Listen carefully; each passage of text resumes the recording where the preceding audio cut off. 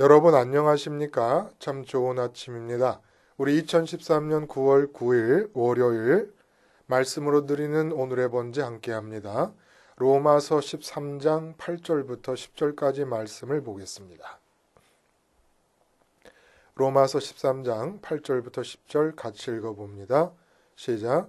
피차 사랑의 빛 외에는 아무에게든지 아무 빛도 지지 말라. 남을 사랑하는 자는 율법을 다 이루었느니라. 간음하지 말라, 살인하지 말라, 도둑질하지 말라, 탐내지 말라 한 것과 그 외에 다른 계명이 있을지라도 네 이웃을 네 자신과 같이 사랑하라 하신 그 말씀 가운데 다 들었느니라. 사랑은 이웃에게 악을 행하지 아니하나니 그러므로 사랑은 율법의 완성이니라. 오늘 우리가 함께 읽은 말씀 중심으로 식당 대학생과 마트 대학생이라는 제목의 하나님 말씀 증거합니다. 식당 대학생, 마트 대학생. 그 뉴스에서 한번 봤더니 강릉을 한국의 피서 1번지라고 일컫더라고요. 정말 그런지 잘 모르겠습니다만 하여간 그렇게 일컬어요. 그 피서 1번지라서 그런지는 모르지만은 이제 여름이 다 지나갔습니다. 근데 여름이 다가올 때마다 나타나는 또렷한 현상들 중에 기억이 나는 게 한 가지 있습니다. 뭐냐면 6월 말부터 8월 초까지 이 피서지 강릉의 대중적인 식당들이 있잖아요. 그 식당의 주 메뉴들을 보면 주로 두부집입니다. 두부를 팔고 뭐 두부찌개나 순두부찌개 그리고 막국수집들. 여기서 나타나는 특징이 있는데 뭐냐 하면 굉장히 아르바이트하는 대학생들이 많이 보입니다. 눈에 띄게 많이 보이는 거예요. 어떤 그 막국수집에 가서는 제가 한번 세봤어요. 그러니까 아르바이트 학생들이 11명 정도 되는 것으로 제가 셌어요. 더 있을 수도 있겠죠. 아주 큰 막국수집인데 이렇게 아주 유명한 대중적인 식당들의 아르바이트하는 대학생들의 숫자가 부쩍 늘어나는 거하고 또 한 가지는 이 시기에 강릉 대형 마트에는 가족 단위로 쇼핑을 하는 사람들이 버글버글합니다. 다들 즐거운 모습이에요. 그러니까 요즘은 펜션이나 리조트 같은 데를 얻어가지고 다 요 강릉 안에 있는 마트에서 장을 봐서 해먹으면서 피서를 보내는 것 같아요. 그래서 가족 단위의 피서객들이 쇼핑을 와서 마트에서 버글거리는 모습을 볼 수 있습니다. 이러다가 8월 중순이 되지 않습니까? 또 다른 모습이 벌어집니다. 식당에서는 그 많던 아르바이트하는 대학생들이 싹 사라져 단 한 사람도 찾아볼 수가 없고 맨 아줌마들이 식당 서빙을 하게 됩니다. 식당 홀에서 서빙을 하게 되고 마트에 가면 어떤 현상이 벌어지냐면 젊은 대학생들이 삼삼오오 짝을 지어가지고 왁자지껄 떠들면서 온 마트 안에 그런 젊은이들의 그룹들이 가득 차게 됩니다. 장을 그 장 카터에 산더미 같이 봐서 가는 거예요. 그러니까 이 첫 번째 식당에서 아르바이트 대학생들이 모이던 6월 말부터 8월 초까지의 모습과 8월 중순이 돼서 식당에서 아르바이트 대학생들이 싹 사라지고 갑자기 대형 마트 안에 대학생들이 부글거리는 것을 조합을 해보면 이런 거예요. 6월 말부터 8월 초까지 대학생들이 열심히 아르바이트를 합니다. 다음 학기 등록금과 뭐 등등 필요한 거를 위해서 아르바이트를 해서 돈을 벌지요. 그리고 나면은 여름 내내 아르바이트 하느라고 놀지를 못했단 말입니다. 근데 9월 초에 계약을 하니까 그 8월 중순부터 9월 초까지 사이에 그동안 아르바이트에서 번 돈 중에 필요한 돈 다 제해놓고 나머지 돈 가지고 실컷 놀겠다고 피서지를 찾아서 늦게 피서를 온 겁니다. 요 대학생들의 여름 동안에 강릉에서 보여줄 수 있는 두 가지 모습 속에 오늘 본문을 이해할 수 있기에 아주 우리에게 유익한 도움을 주는 비유가 들어있다는 얘기입니다. 여러분, 오늘 8절에 피차 사랑의 빚 외에는 아무에게든지 아무 빚도 지지 말라 이렇게 언급을 합니다. 다시 말하면 이 얘기는 내가 이 세상에서 어떤 사람을 만나든지 가정에서는 가족을 만납니다. 마을에서는 이웃을 만납니다. 회사에서는 직장 동료를 만납니다. 또 사업을 하다 보면 거래처 직원을 만나게 됩니다. 이렇게 어떤 사람을 만나든지 그 사람들에게 무조건 사랑을 줄 일이지 그 사람들로부터 무엇인가를 받아낼 생각은 눈꼽만치도 하지 말라라고 하는 뜻이 들어있다는 겁니다. 피차 사랑의 빚 외에는 아무에게든지 아무 빚도 지지 말라. 이 말의 뜻이 그렇다는 거예요. 하여간 내가 사람인데 사람으로서 사람을 만날 수밖에 없지 않습니까? 그게 아내가 됐든 남편이 됐든 자식이 됐든 이웃이 됐든 교회 가서 만나는 김 집사님이건 박장로님이건 목사님이건 그 누구든지 간에 하여간 내가 사람을 만난다 그러면 어떻게 해야 되느냐? 무조건 줄 생각만 하라 이겁니다. 그 사람들로부터 받을 생각을 하면 안 된다 이거. 이게 율법을 완성하는 길이라는 겁니다. 근데 율법이 완성되지 않으면 안 된다. 우리는 율법을 지키려고 우리의 행위를 믿음보다 앞세우지 않습니다. 믿음의 결과로 율법을 지키는 행위에 도달하게 됩니다. 근데 그렇게 도달하게 되는 행위의 완성이 뭐냐면 이웃에 대한 사랑이라는 것인데 그 사랑 안에서는 어떤 사람을 만나든지 내 마음 자체가 그 누구에게도 무엇인가를 받을 것을 생각하면 안 되는 것입니다. 사랑이라고 하는 것은 줄 생각만 하게 된다는 얘기입니다. 말씀드렸던 식당 홀에서 서빙하는 아르바이트 대학생과 대형마트에서 장을 보고 있는 대학생들과 비교를 해보자면 대형마트에서 장을 보는 대학생들처럼 내가 먹겠다고 장을 봐서 먹고 싶은 것을 고르는 그러한 마음가짐은 사람을 만나는 동안에 싹 제거해 버려야 된다 이겁니다.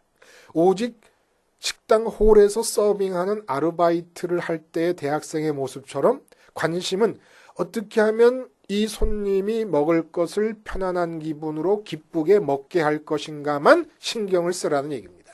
이 세상을 살 동안에 어쩔 수 없이 사람을 만나게 되는데 사람을 만날 때 내가 가져야 될 마음가짐은 뭐냐 하면 이렇게 식당 홀에서 아르바이트하는 대학생의 마음가짐처럼 하라는 얘기예요. 대형마트에서 내가 먹을 것을 찾는 대학생의 마음으로는 사랑이 이루어지지 않는다 이 얘기입니다.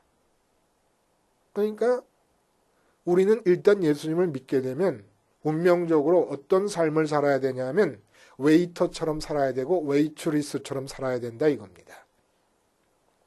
웨이터의 관심은 손님과 마주대해서 대화를 할 때 그 손님이 내게 무엇을 줄 수 있을 것인가에 대해 관심을 갖지 않습니다. 오직 그 손님에게 내가 어떻게 이 식당에서 먹고 있는 동안에 좋은 것을 줄 수 있을 것인가만 생각하게 되는데 우리가 살아가는 모습이 바로 이런 모습이어야 된다는 얘기예요. 상대방의 필요만, 내가 만나는 그 상대방의 필요만이 내 마음에 관심이 돼야 되는 것, 이것이 바로 이웃사랑이고 이것이 바로 사랑의 빚 말고는 어떤 빚도 사람에게 지지 말라는 얘기입니다. 빚이니까 갚아야 되는데 뭘 갚아야 되냐면 사랑을 갚으라 이겁니다. 다른 이외의 것은 절대로 빚지지 말라. 빚질 때는 먼저 받아야 되잖아요. 어떤 것도 받을 생각을 하지 말라는 얘기입니다.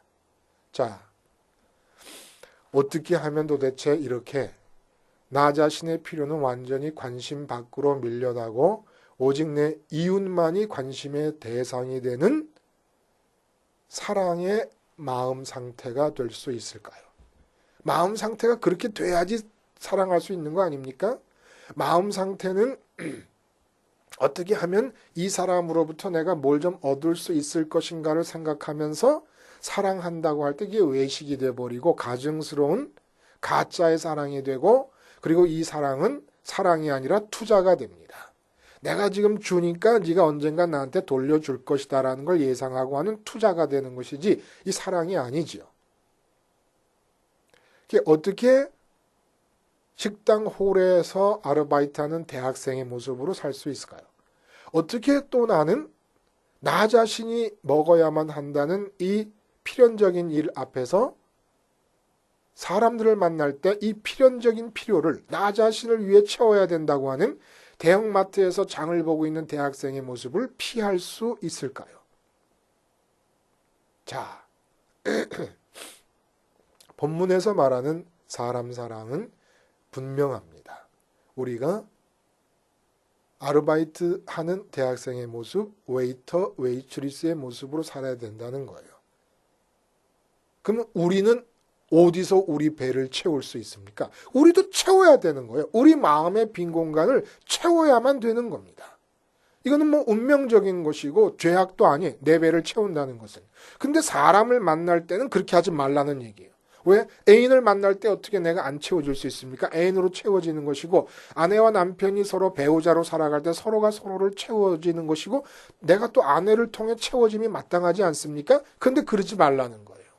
자식을 기르면서 자식으로 내 마음이 채워지는 거, 내 마음이 보람과 기쁨과 행복을 느끼는 게 당연하지 않습니까? 근데 그러지 말라는 거예요. 채워짐을 기대하지 말라는 겁니다.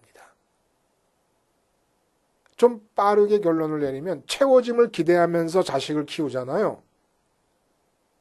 그게 악이 된다는 거예요. 내 자식의 악을 행하게 된다는 겁니다.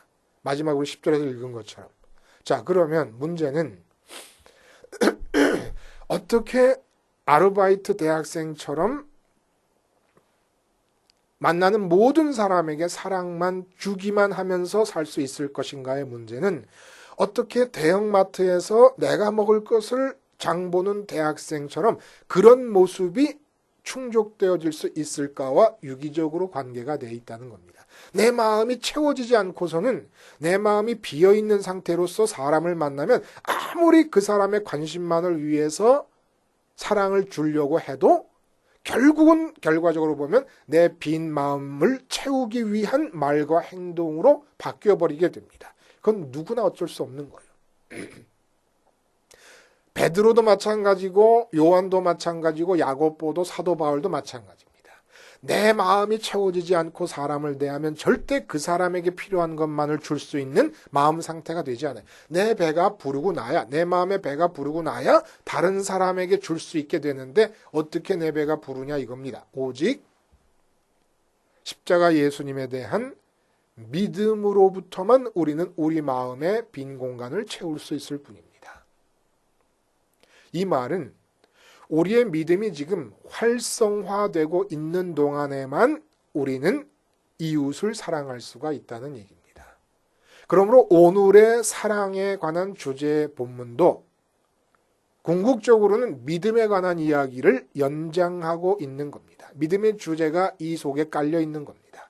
믿음이 활성화되고 있는 동안에만 우리는 진정한 의미에서 주님이 말씀하시는 뜻에서의 이웃에 대한 사랑을 할 수가 있다는 거예요. 또 달리 말하면 오직 믿음이 활성화되고 있는 동안에만 마트에서의 대학생의 모습이 우리 마음에서 이루어지고 우리 마음이 배부르게 돼서 내가 필요한 것을 다 얻게 되어서 그 뒤로는 아르바이트를 하는 대학생의 모습으로 오직 만나는 모든 사람에게 사랑을 줄 수 있기 위한 준비가 될 수 있다는 얘기입니다. 십자가에 달리신 예수님에 대한 믿음 안에서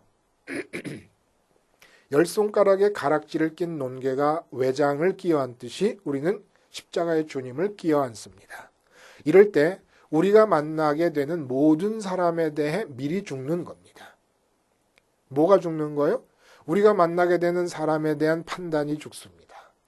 좋고 나쁨에 대한 판단이 죽는다는 거예요. 싫어하는 것도 죽고 그 사람을 좋아하는 마음도 죽습니다. 사람에 대한 칭찬도 죽고 원망도 죽습니다. 그 사람에게 무엇인가를 바라는 바람도 죽습니다. 오직 마음은 예수님 따라서 승천하게 됩니다. 예수님과 함께 죽었기 때문에 부활하신 예수님과 함께 부활하고 승천하신 예수님과 함께 승천하게 됩니다. 이게 하나님께로 마음이 올려집니다. 이 모든 일이 예수님의 십자가에서 죽으심과 연합하게 될 때 주어지는 성령님에 의해서 다 내 마음에 그런 변화가 생기게 됩니다. 이렇게 해서 하늘 따라 올라간 내 마음이 성령님의 역사를 통하여 보이지 않는 하나님이 내 마음 속에 보이는 분처럼 느껴지게 되고 만져지지 않는 하나님 만져지는 분처럼 느껴지게 됩니다. 오직 십자가의 주님과 연합하면 이 일이 일어난다는 거예요. 왜냐하면 십자가의 주님이 새 언약을 담고 있기 때문에, 약속이 주어져 있기 때문에. 그렇게 될 때 이 땅에서는 이유가 없는 만족과 평강과 기쁨이 내 마음속에 생기게 됩니다. 이게 바로 십자가의 주님을 열 손가락 가락지로 끼어 안고 기도하면서 참고 기다릴 때 일어나는 일이라는 거예요. 이렇게 이 땅에서는 만족과 평강과 기쁨, 그 이유를 찾아볼 수 없는 그 평강과 기쁨이 내 마음속에 생겨서 내 마음에 배가 부르고 나면 그 하늘이 바로 우리 몫의 기업이 되는 겁니다. 하늘에 계신 아버지가 내 기업이 되는 거예요.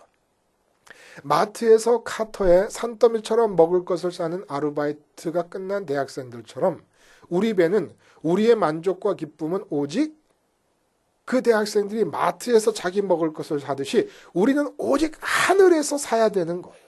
하늘에서. 그리고 우리가 나가서 사는 이 세상은 식당 홀입니다. 우리 배를 채울 수 있는 우리 것을 살 수 있는 마트는 오직 하늘뿐이라는 거예요. 그 하늘이라는 마트에 어떻게 들어갑니까? 주님 십자가를 통해 들어가는 거예요. 그러니까 믿음이 활성화되어 있는 동안에만 사랑할 수가 있다는 얘기입니다. 제가 그런 말씀 드렸잖아요. 성경에 나오는 모든 명령형의 말씀들을 이제 우리가 어떻게 받아들이냐? 기도의 결승 테이프로 받아들인다. 그러니까 명령형의 말씀들이 내 마음에서 자연스럽게 받아들여질 때까지, 그래서 자연스럽게 행동할 수 있을 때까지 기도하는 것. 이것은 하루 동안의 기도로 안 될 수도 있어요. 예를 들어 원수를 사랑하라 라고 하는 그런 기도가 있다 그러면, 그런 말씀이 있다 그러면 그 말씀을 제목으로 기도를 하게 될 때 5년이 걸릴 수도 있고 10년이 걸릴 수도 있어서 거기에 도착하게 됩니다. 그런 기도가 있고 당장 나타나는 원망과 사람들에 대한 불평은 그날 내 기도의 결승 테이프가 돼 가는 거예요. 이렇게 당장 나타나는 결승 테이프를 완주하는 기도를 드려나가면서 그 하루하루가 쌓여서 지독한 원수까지도 사랑할 수 있는 큰 마라톤의 결승 테이프에 우리가 도달할 수 있게 되는 겁니다. 그러니까 이제 내가 지금 드린 이 기도가 끝나고 밖을 나가면 누구를 만나든지 그 사람에게서 내가 그 어떤 것도 바라지 않겠다는 그러한 마음이 자연스럽게 생기고, 내게 필요한 것이 있다면 내가 마음으로 사람 만날 때마다 챙기지 않아도 그 사람 만나는 사람에게서 내 필요한 것을 얻으려고 내가 계획하고 의도하지 않아도 하나님께서 다 알아서 해주실 거라는 믿음이 생길 때까지 기도한다는 겁니다. 이게 바로 이웃사랑이라는 명령 앞에서 그 명령을 기도라는 달리기의 결승 테이프로 삼고 기도할 때 나타나는 마음가짐이라는 거예요. 이처럼 이웃사랑은 내 마음이 하나님으로부터 다 차서, 그러니까 내 배를 채울 것을 구할 수 있는 장소는 이 땅이 아니라는 얘기입니다. 이게 바로 믿음이에요. 오직 기도하는 동안에, 주님 십자가 붙잡고 기도하는 동안에 하늘로부터만 내 배를 채울 수 있어서 내게 필요한 것을 사는 마트는 하늘이다 라고 믿는 겁니다. 그리고 사는 거예요, 우리가. 그리고 이 세상 삶은 가정서부터 시작해가지고 다른 사람을 만나는 모든 삶의 현장은 다 식당 홀이다.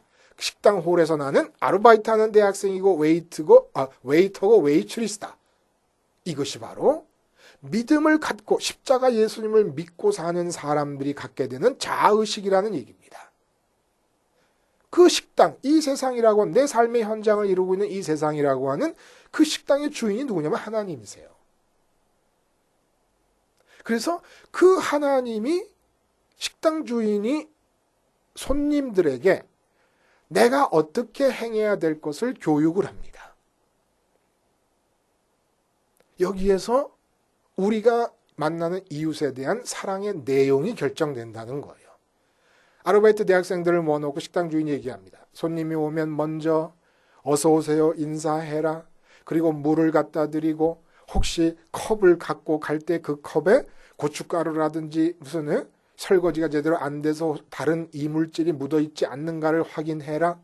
그리고 손님이 혹시 메뉴를 결정하는데 오래 걸리더라도 아무리 바쁜 상황이라도 끝까지 기다리지 재촉하거나 불쾌한 내색을 하지 말아라. 이런 모든 것들을 가르침으로써 손님에게 그대로 행합니다.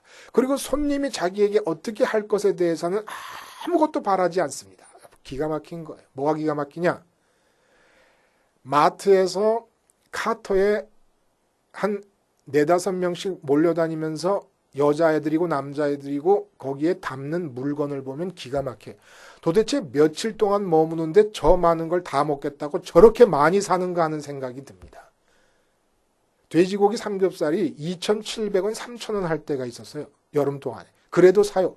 우리는 못 사 먹어요. 너무 비싸서.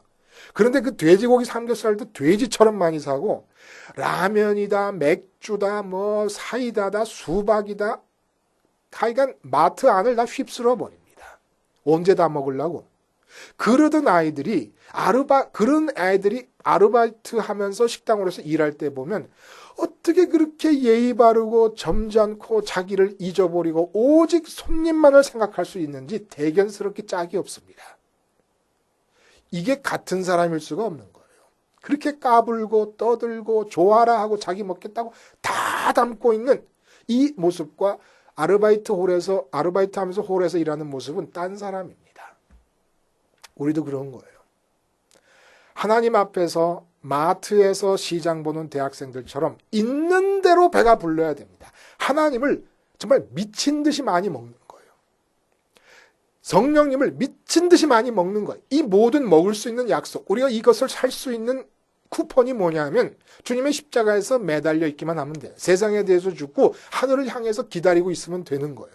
시간을 들이세요. 시간을 들이면 채워집니다. 그래서 미친 듯이 하늘을 먹고 천국을 먹고 하나님을 먹은 다음에 이 세상에 딱 나갈 때는 아르바이트 홀에 대학생들이 딱 돼버리는 겁니다. 완전히 딴 사람이 되는 거예요. 세상 살다가 갑자기 돈이 안 벌려서 배가 고픈 마음이 들잖아요. 그러면 그 즉시 어디 가서 차 안에서라도 기도하세요. 기도해서 배가 고프면 어떻게든지 내가 배를 채울 수 있는 것은 식당 홀이 아니, 이 세상이 아닙니다. 사람과 사람 사이가 아니라는 거예요. 내게 필요한 것은 이 세상에서 필요한 것이 있다 그러면 모두 하나님이 채워주실 것이고 나는 하나도 바라지 않아도 사장님의 마음을 움직여서 채워주실 것이고 친구의 마음을 움직여서 채워주실 것이고 심지어는 길 가는 사람의 마음을 움직여서라도 당장 필요하다면 채워주실 것이 이게 믿어지는 겁니다. 기도하다 보면. 그래서 그 누구에게도 아르바이트하는 대학생이 식당 홀에서 음식을 내놓다가 먹음직스럽고 내 배가 고프다고 그걸 집어먹는 학생은 없어요. 아무리 철없는 학생이라도. 마찬가지예요. 우리가 이 세상을 살면서 사람에게서 뭘 요구하잖아요. 말단 직원으로 신입사원으로 들어갔는데 사장님에게 뭘 오고 과장님에게 뭘 요구하잖아요. 이 철이 없는 사람입니다. 그 신입사원이 예수 믿는 사람이라면 사장님에게 뭘 원하겠다는 겁니까? 손님상에 올려져 있는 음식을 내가 먹는 것과 똑같은 거라 이겁니다. 우리는 사람에게서 얻겠다는 마음을 가질 필요가 없습니다. 오직 우리의 대형마트 대신은 천국과 하나님으로부터 우리의 마음의 만족을 위한 것은 다 구입할 것이에요. 하여간 내 배가 고파가지고 이 사람이 나한테 무엇을 해줬으면 좋겠다. 저 사람이 나한테 무엇을 해줬으면 좋겠다는 마음이 생기잖아요. 그러면 얼른 그 사람에게서 뭘 요구하는 마음이 생기면 이거는 내 배가 고프다는 걸 감지하고 얼른 대형마트이신 천국으로 향하는 겁니다. 주님의 십자가 붙잡고 그 사람에 대해서 죽고 기도하는 거예요. 그래서 어떻게 하든지 우리의 배는 하늘로부터 채워야 됩니다. 어떻게 하늘을 향해서 우리 마음이 우리의 입을 벌릴 수 있습니까? 주님의 십자가에서 세상에 대해 죽고 사람에 대해 죽음으로써 가능하다는 겁니다.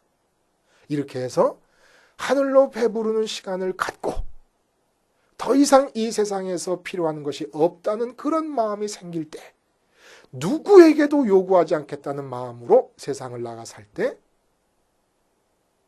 날개를 달고 하늘을 나는 새와 같은 그런 자유함과 삶의 유쾌함이 우리에게 주어지는 것을 경험할 수 있을 거예요. 우리 마음의 괴로움은 절반 이상이다. 만나는 사람에게서 내게 필요한 무엇인가를 얻어내려는 마음이 있어서 그래요. 거지가 되고 종이 되고 비굴해지고 비겁해지고 위선자가 되느라고 그렇게 삶이 유쾌하지 않은 겁니다. 온전히 하늘마트로만 내 배가 채워지고 이 세상 누구를 만나든 다 식당이 되어서 아르바이트 학생의 모습이 될 때 하늘로부터 주어지는 유쾌함과 즐거움의 삶이 진정으로 가능해지는 것입니다. 기도하시겠습니다. 하나님 아버지, 주님의 십자가에서 주님과 연합하고 기도함을 통하여 나의 은밀한 마트인 하늘로부터 내 배를 채울 수 있는 모든 것을 구입하게 하시고 이 세상은 어디에서 살게 되든지 식당 홀이 되어서 웨이터가 되고 웨이트리스가 되어서 살게 해 주시옵소서. 예수님의 이름으로 기도하옵나이다. 아멘.